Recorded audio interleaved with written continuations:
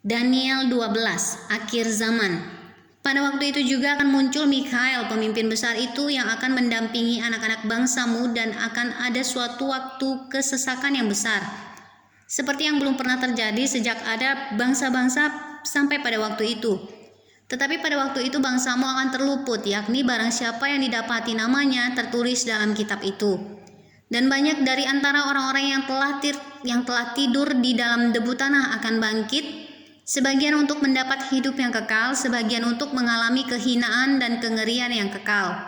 Dan orang-orang bijaksana akan bercahaya seperti cahaya cakrawala, dan yang telah menuntun banyak orang kepada kebenaran seperti bintang-bintang, tetap untuk selama-lamanya. Tetapi engkau Daniel, sembunyikanlah segala firman itu dan meteraikanlah kitab itu sampai pada akhir zaman.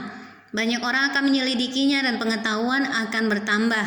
Kemudian aku Daniel melihat, maka tampaklah berdiri dua orang lain, seorang di tepi sungai sebelah sini dan yang lain di tepi sungai yang sebelah sana.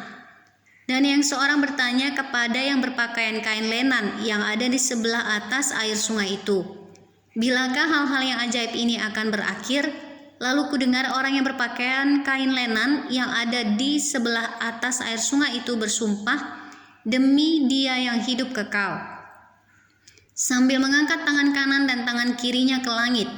1 masa dan 2 masa dan setengah masa, dan setelah berakhir kuasa perusak bangsa yang kudus itu, maka segala hal ini akan digenapi. Adapun aku memang kudengar hal itu tetapi tidak memahaminya. Lalu kutanya, Tuhanku, apakah akhir segala hal ini? Tetapi ia menjawab, pergilah Daniel, sebab firman ini akan tinggal tersembunyi dan termeterai sampai akhir zaman. Banyak orang akan disucikan dan dimurnikan dan diuji, tetapi orang-orang fasik akan berlaku fasik.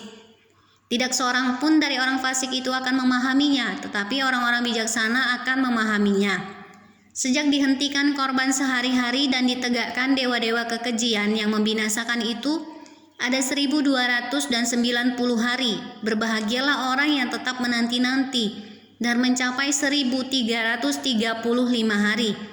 Tetapi engkau pergilah sampai tiba akhir zaman, dan engkau akan beristirahat dan akan bangkit untuk mendapat bagianmu pada kesudahan zaman.